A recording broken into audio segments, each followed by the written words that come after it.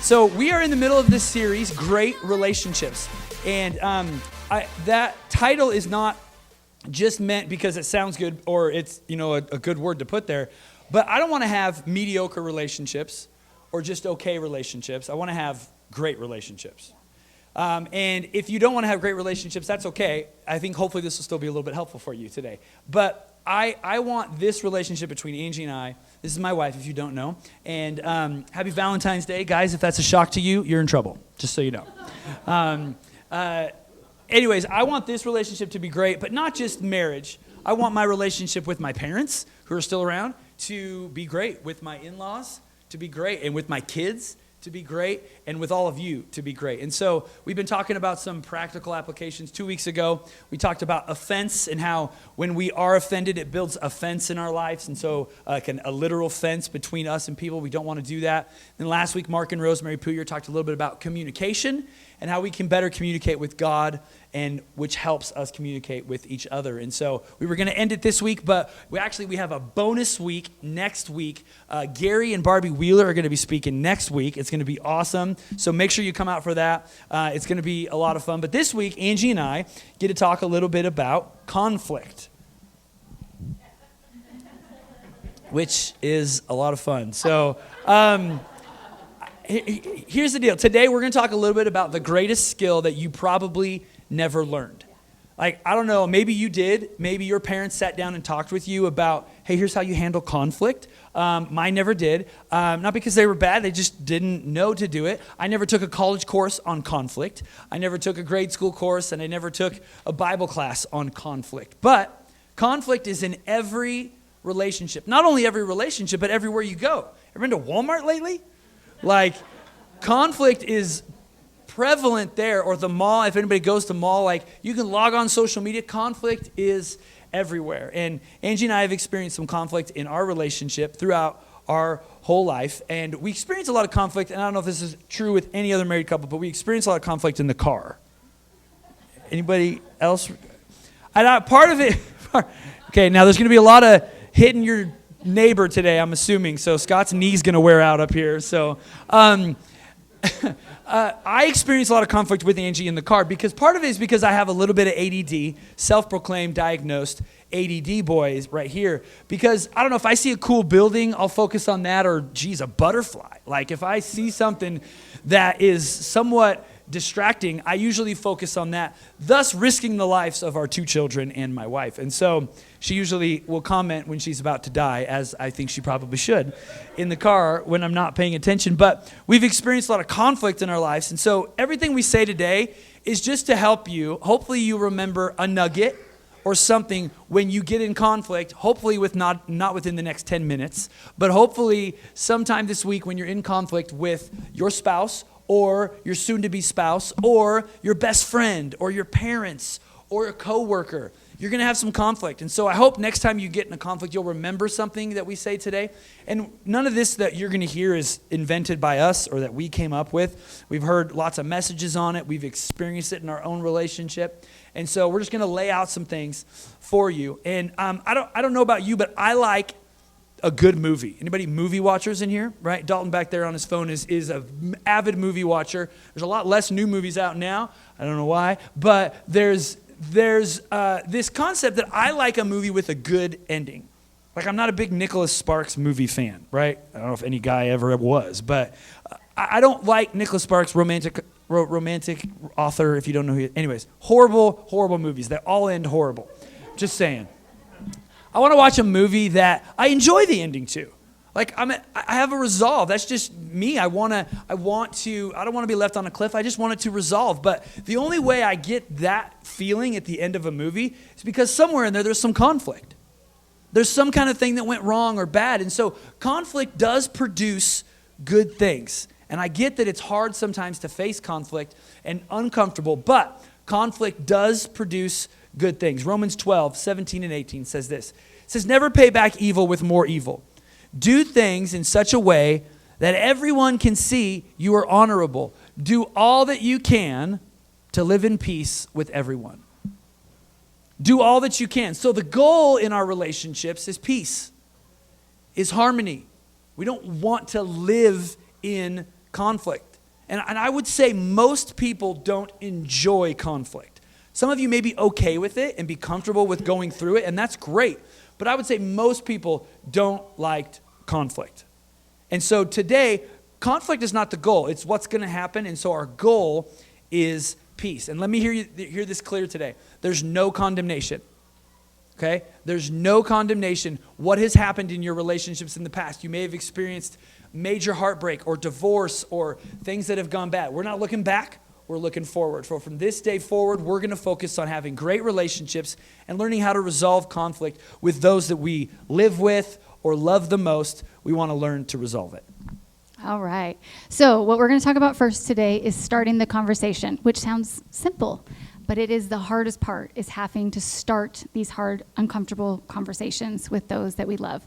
The enemy gives us a million reasons why it's not necessary, because he doesn't want us to live at peace in our lives.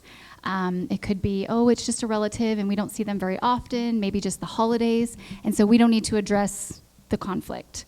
It could be someone that you work with and you don't live with them, at least you don't live with them, so we don't need to address it. It's going to be fine. And you continue to have conflict and inner turmoil every day when you go to work. It could even be your spouse that you live with, but the enemy wants to tell you, you've already tried before. And it didn't work. They didn't listen. They didn't care. They don't care. And so the enemy is constantly working to keep us in conflict, in turmoil, in our hearts. He doesn't want us to live at peace. So he gives us a million reasons to stay in conflict. I remember Ben and I, when we were probably in the first, maybe second year of our marriage, I was just starting to get like, wow, this boy, he loves to talk, but he does not like to talk about any issues, none. So he will like run from issues. And I remember thinking, he's never going to fight for this relationship ever. He's never going to talk about anything. I even bring it up, and he's just like done. And so I was feeling really discouraged, and my parents, doing a lot of marriage counseling and stuff, had given us these books. One was for women only, and they're pretty small. It takes like an hour to read it, and one was for men only. Well, I had read the one for women only and learned a lot about him and what makes him tick and how to talk to him, how to communicate with him, how to respect him, things like that, things that are important to him, things I needed to understand about men. It was a really good book. I loved it. And so I'm thinking, is he going to read the one for men? Because he needs to learn about me and what I need. And so good. Yeah, he knew it all. And the whole book, because I had read the one that was for men only to see, that's why I gave it to him. And it said everything that we were dealing with. Basically, the one for women's needs is, they might say they don't want to talk about it. It's okay. It's not important. Just give me some space. It'll be fine. But they say that as a little test to say, no, it's okay. I care about you. I want to work on it. I want to talk about it. I want to hear what's wrong so I can fix it. And so I would say that to him sometimes. It's okay. We don't have to talk about it. Seeing if he would ever fight for it and be like, no, this is important to you. Let's talk about it. What's up? Never happened. So anyway, we're in a fight, lots of conflict. And I say to him, if you would have read the book, we wouldn't have this conflict right now because you would be talking to me about the issue. So he goes in the room and he reads the book.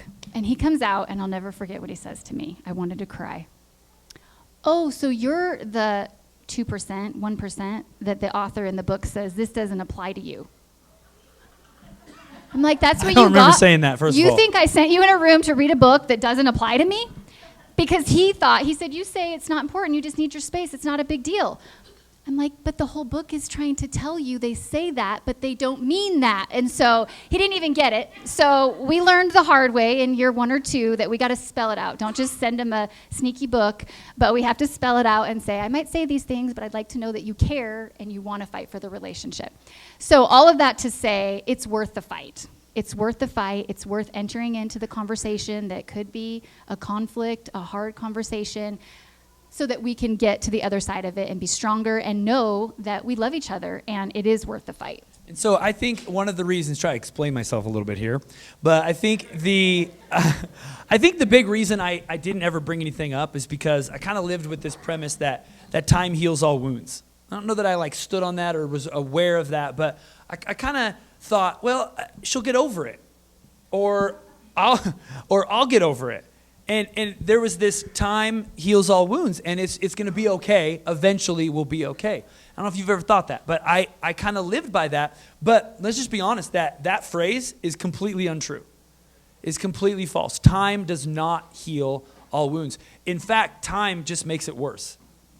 Because I may forget in the immediate about something she did to offend me, but then a year down the road, I'm going to say, oh, that's right. When something happens again, I'm going to say, that's right. And then that's going to make it worse. Like if time healed all wounds, you could just go to the doctor's office and sit in the waiting room and you'd get healed. Because you could just sit there for 6 hours and you'd get healed because time heals all wounds. But it doesn't heal hardly anything. In fact, it just makes it worse. And it's kind of like this rug. So we have this pink rug up here. You can't really see it on camera very well. That's fine. But there's this pink rug, which kind of signifies Valentine's Day, I guess. We had conflict about this bag and this pink rug, just so you know. This week, so. Too girly, apparently. I don't like this bag, just being honest. It's okay. Not that I'm proving my point or anything like that, but so this rug is flat and it's laying on the ground and it's serving its purpose, which is to decorate, maybe make it softer and smoother. The purpose, and this is representing a good, healthy relationship, this rug. It's serving its purpose. But maybe there's an issue that you don't want to talk about because it's going to be a little bit uncomfortable. And maybe it's the kids, right? If you're married and you've got kids together, these can represent the kids. But maybe you think she thinks that they should go back to school, but I don't think that they should because I think it's better that she homeschools, but she's like, it's a whole lot more work. Well, we have a difference of opinion on that, so I'm just never going to bring it up, and I'm never going to talk about it because I know it could be hard. So I'm going to take this, whatever it is about the kids, and I'm going to just shove it underneath the rug. Right? And so I'm going to pretend like it's not there. But now this healthy relationship is not serving its purpose. Or maybe it's something with the finances, right? So you want to spend money and they want to save it. Or, hey, we should save this much. Or, no, we should save this much. Or we should talk about this. Or I'm just not going to talk about it. It's too hard. There's too much possibility of conflict. Because I know she sees it different. I want a new truck. And she thinks we shouldn't buy a new truck. Or she wants a new dress. And I don't think we should buy a new dress. I'm just making up stuff, okay? So I'm going to shove it underneath the rug, but yet this rug is not serving its purpose. Or maybe there's sign of a communication in your marriage, or there's something keeping you from being intimate on a level, but you don't want to talk about it. I don't like the way you talk to me. I don't like the way, but I'm not going to talk about it because it's too much conflict, so I'm going to shove it underneath the rug. But now this rug has become a hazard in the home. And so later I'm going to bring something up. Well, you're always thinking about the kids that way, or you're always thinking about the money that way. You always want to buy something and you never do, or whatever the conversation may be. But we never brought it up because we shoved it underneath the rug. And so today I want to ask you in your relationships, and not just your marriage. Not everybody here is married. And so someone close to you, your brother, your sister, your mom, your dad, what are you pretending isn't an issue in your relationship? What are you pretending isn't an issue in your relationship? Is it a trust issue?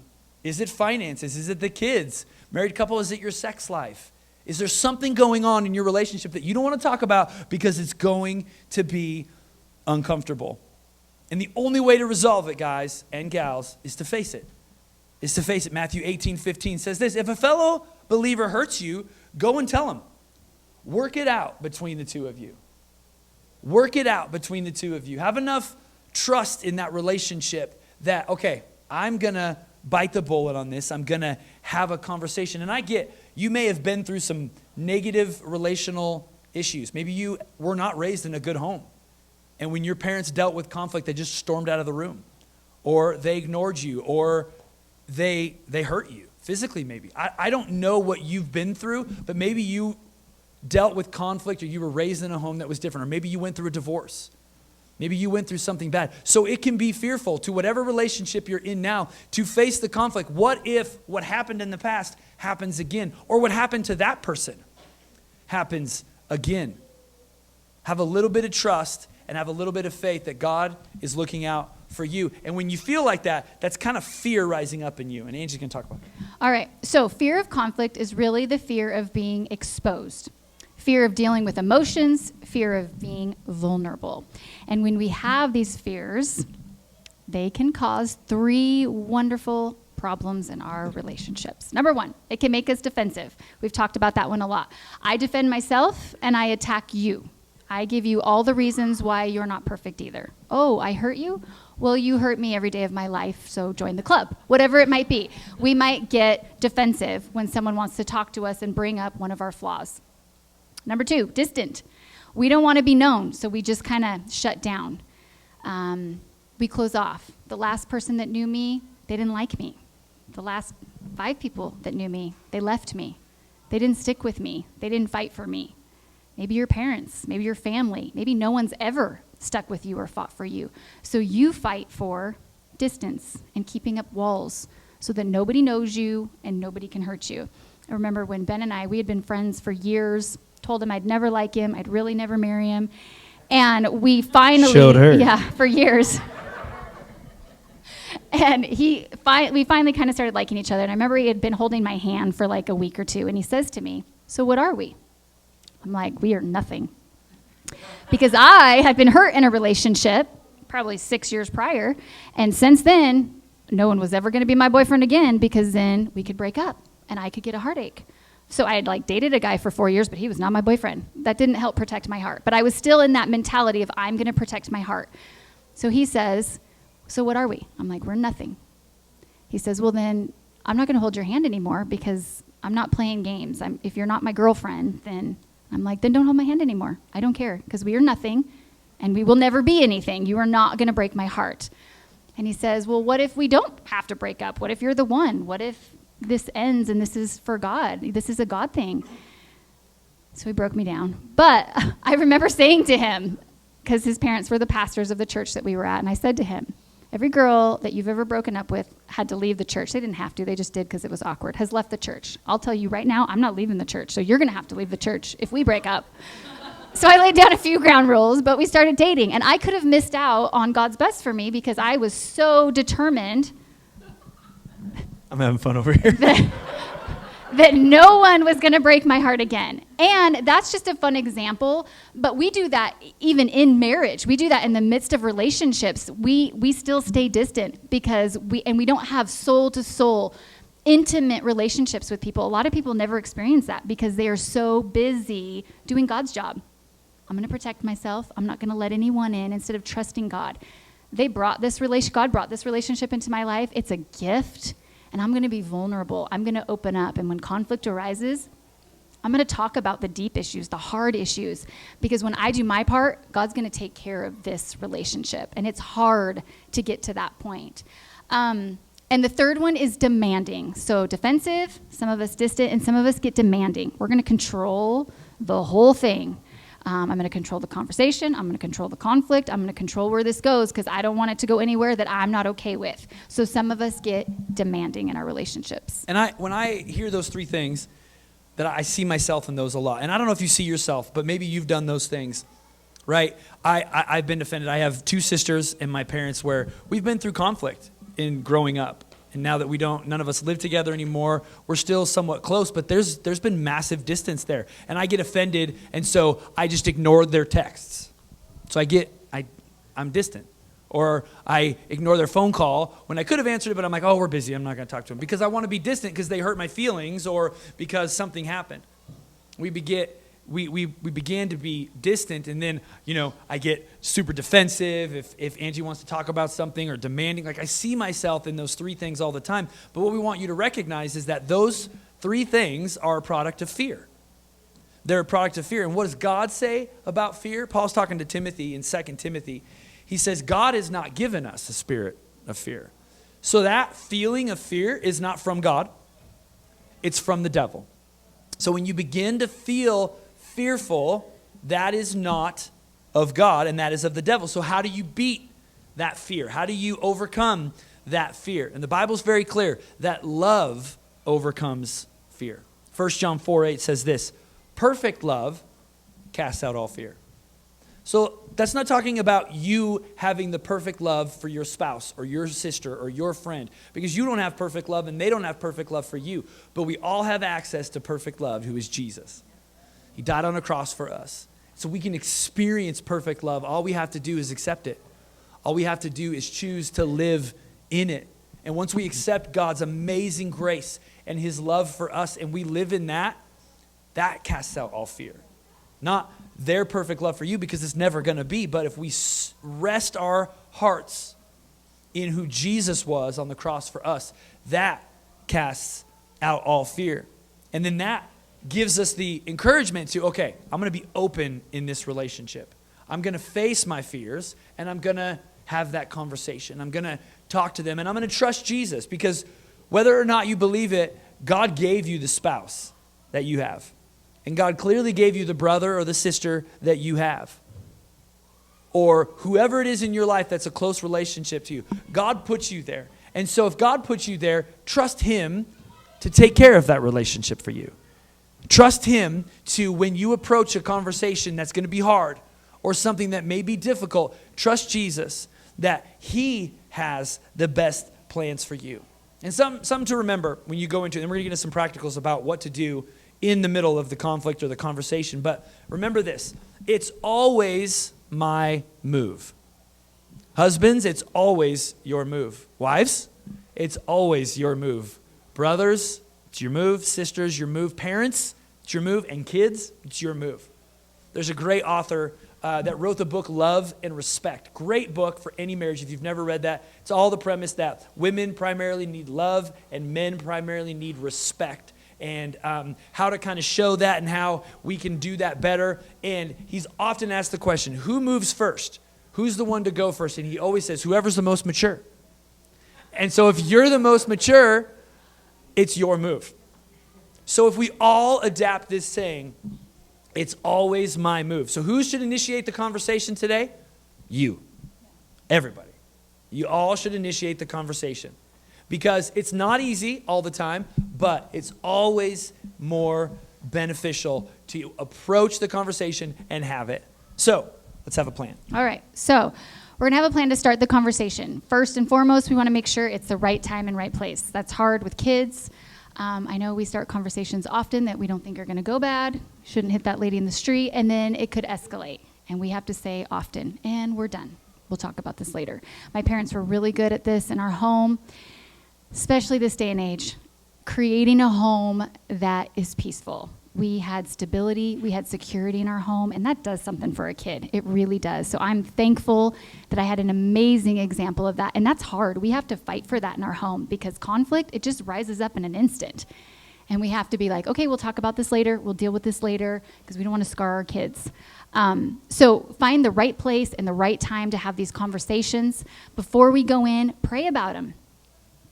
How do you want me to say this, God? Do you want me to say this, God? And when we bring God into it, he gives us wisdom, and we can trust that he's going to help us. He's going to be there with us. Have a positive expectation. We've brought God into the mix, and now I have a positive expectation. I have hope that this is going to get better. I have hope that he's going to hear and not feel attacked. I have hope for what's going to happen. Once you've initiated the conversation, we're going to start taking stuff out from under the rug by first off owning our part.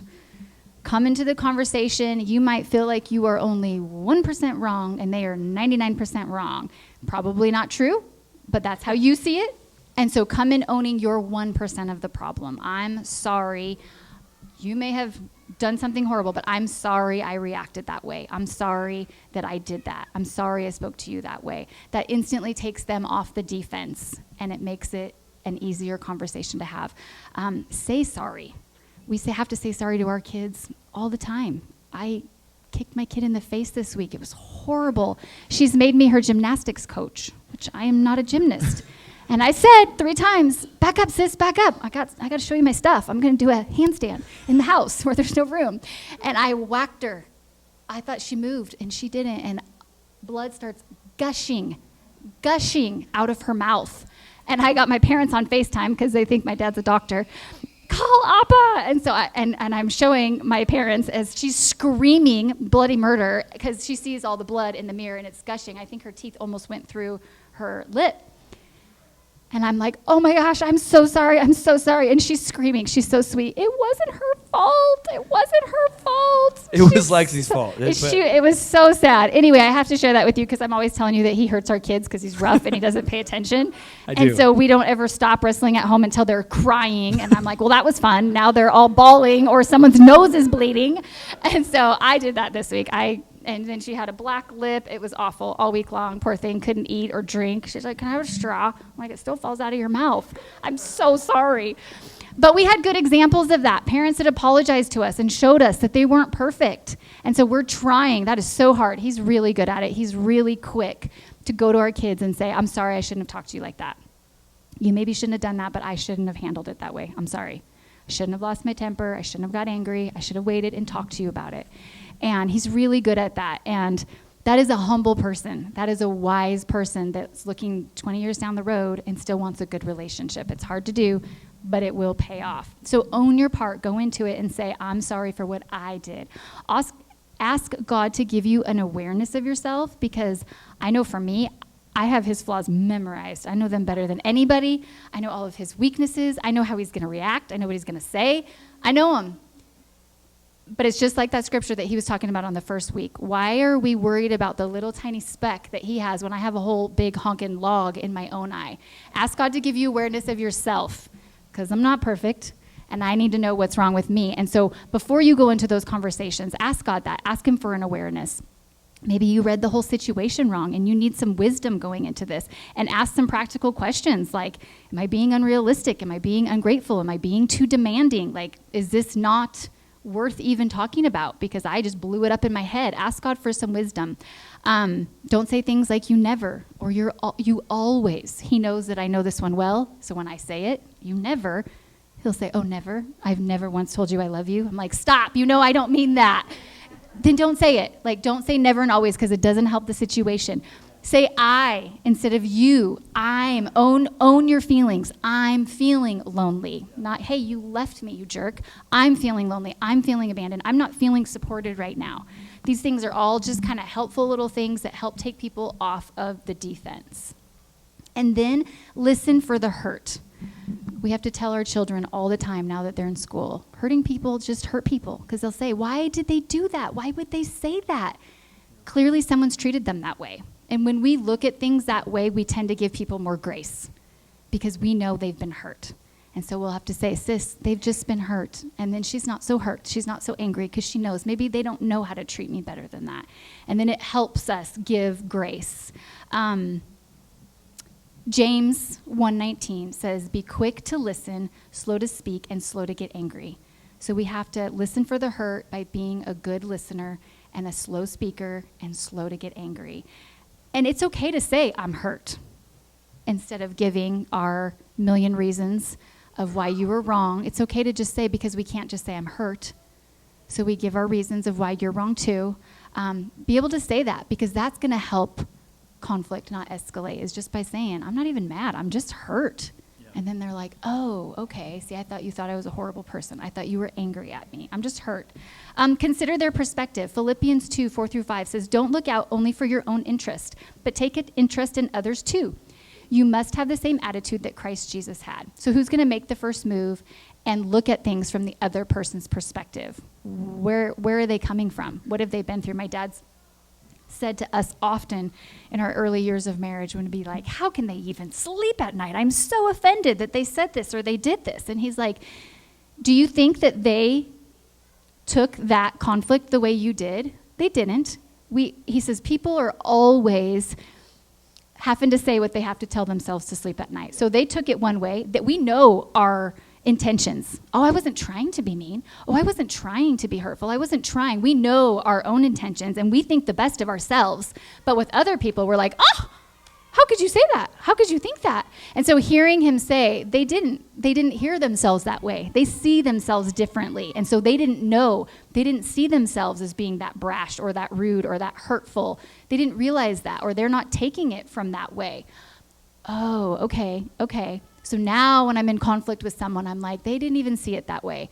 I'm being sensitive, or I'm overreacting. They weren't meaning to hurt me. They weren't attacking me. And it's easier for me when I think of people that they took it a different way than I took it. I took the conversation one way, hence I'm 1% wrong and they're 99% wrong, and they might be thinking the exact same thing, that they're the 1% wrong in the conversation. So going into it knowing, they read that conversation completely different than I did, because they know their own heart as I know my own heart, and we just view it differently. So consider the other person's perspective. And it's also easier to do that once we realize, because we go into conflict and we're like, what about me? What about my needs? Hence our first couple years of marriage. How come you're not taking care of my needs? How come you're not coming to me? Once we realize that God's going to take care of our needs, that he's got us, he's a perfect father, he knows what we need, it's easier to then think about other people because we know God's got us. So I don't have to be so focused on myself, and I can think about their needs. I can think about their perspective and where they're coming from because I can trust God with my heart. Yeah, a couple more practicals, and we'll wrap it up here. But speak the truth in love. Ephesians 4:15 says that exactly, speaking the truth in love. I've been a worship leader for about 7-8 years, and nobody on the team up here, but it's hard to tell somebody that they're not a good singer or they're not a good player, or it's hard to tell somebody what might be the truth. And so what I've learned to do, is come at the truth with a sandwich. Like they got bread and you got the meat is the truth. I mean, like the hard truth. But you don't lie. It's not what I'm saying. Like the bread is,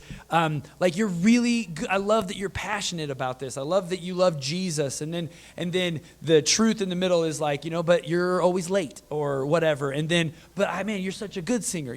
I've had to have some of those conversations. But if we speak the truth in love, it makes the conversation go a little bit easier. Because only on the internet, in the comment section, can the truth be delivered like a billy club, right? Only on the internet. You can't do that in a healthy relationship, in a relationship that you care and love for them. You can't just deliver, hey, you stink, or hey, you always leave your underwear on the floor, or whatever the comment is. Speak the truth in love. Proverbs 12:18 says, some people make cutting remarks, but the words of the wise bring healing. The words of the wise bring healing. So be sensitive in understanding that, okay, I'm going to speak. There's some truth that needs to be told here, but I'm going to speak it in love so the other party knows that I care about them and that I love them and that there are a million things that they're good at, or there's a couple things that they're good at. There's only just this one area that they need to work on. And then always we want to remember in conversations where we're dealing with conflict is attack the problem, not the person. We want to attack the problem. If it's somebody being late, they're late to the party all the time, or they're late, we're going to attack the fact that they're being late and it's affecting whatever. We're not going to attack them as a person. You're a horrible person because you're late. Like, you are so lazy, and we're not going to attack the person, right? We all just went through an election and all the political ads, right? They're always attacking the person. And now with everything, right, cancel culture, you said this, so we're canceling you as a person. We're canceling the person because of the problem. You are a horrible person now. And so we want to do our best to attack the problem, not the person. And none of us really have ever learned that. I never learned that. I'll say that about me. I've never learned that. And so when I'm in a conflict, I want to make sure I'm not attacking Angie, or I'm not attacking my brother or my sister or my parents. Right? I have 2 sisters, and let me tell you, I'm really good at pointing out their problems. Really good at it, because I'm the best, right? And the same thing with my parents, same thing with my wife and my kids. I'm easy to point out the problem, but I don't want to attack the person. I want to attack the problem. And in close relationship, I want to encourage you to not use what we would call WMDs, weapons of mass destruction. Okay, don't use words that you know are going to rip to the core.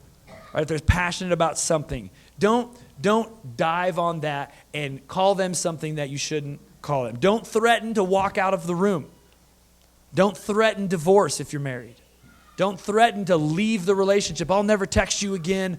If it's somebody who's close to you, I'll never talk to you again. Slam the door. If it's a roommate or somebody you're close to, don't threaten to evict them or what. I don't know what it is, but don't use WMDs, things you can't take back. They're not going to help the situation because you're attacking the person and you're not attacking the problem. Colossians 3:8 says, but now's the time to get rid of anger, rage, malice, behavior, slander, and dirty language.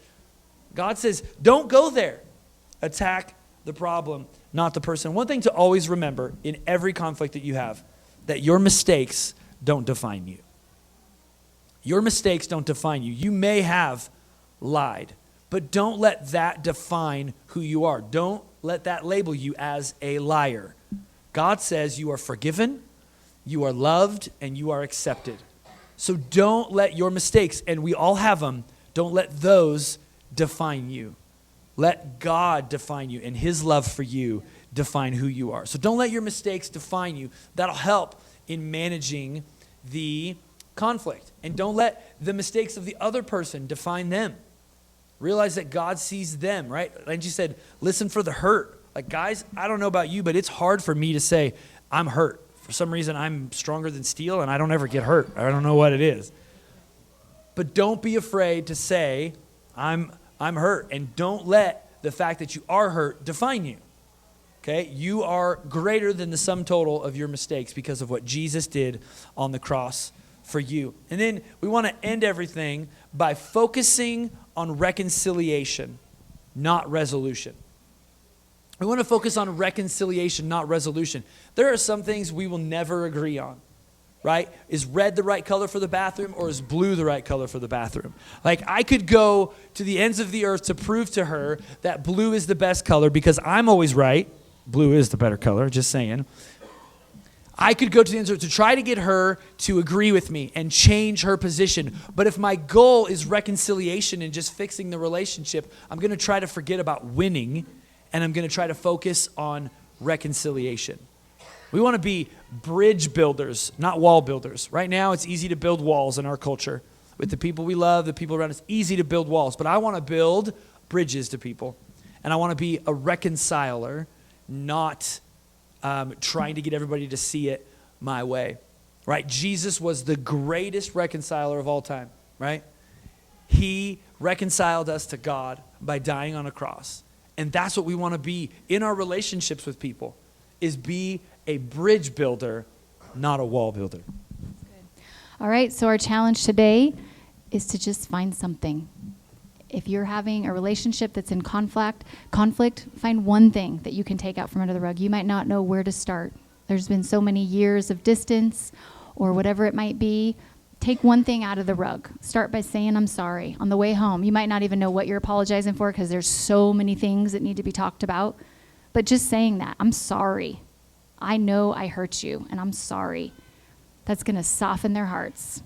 So we just want to pray today for every relationship, but marriages in particular. We want to pray for marriages, and we want you to leave today with hope. There is always hope with Jesus. It doesn't matter how bad or how bleak it may look. With Jesus, there is always hope. It's never too late. He's seen it all. He's experienced it all, and he still reconciles us to each other.